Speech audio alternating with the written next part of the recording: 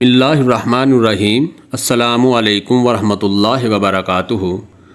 मकसूद ख़ादम channel की तरफ से आज मैं अपने दोस्तों को बताना चाहूँगा कि फ़रिश्ते किन किन लोगों के लिए रहमत की दुआ करते हैं।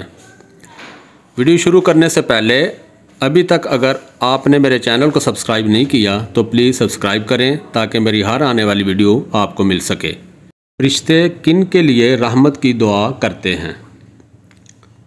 बाजमात नमाज का इंतज़ार करने वालों के लिए, अगली सफ़ों में नमाज अदा करने वालों के लिए, सफ़ों में मिलकर खड़े होने वालों के लिए, सफ़ की दाएं जानब खड़े होने वालों के लिए, नमाज से फ़ारग होकर जाए नमाज पर बैठने वालों के लिए, हत्ता कि वो उठ जाएं या बेवज़ू हो जाएं, लोगों को खैर व भलाई की तालीम देने वालों के लिए, मरीज़ों की आदत करने वालों के लिए, रोज़े के लिए सहरी खाने वालों के लिए, नबी अकरम सल्लल्लाहु अलैहि वसल्लम पर दरूद भेजने वालों के लिए।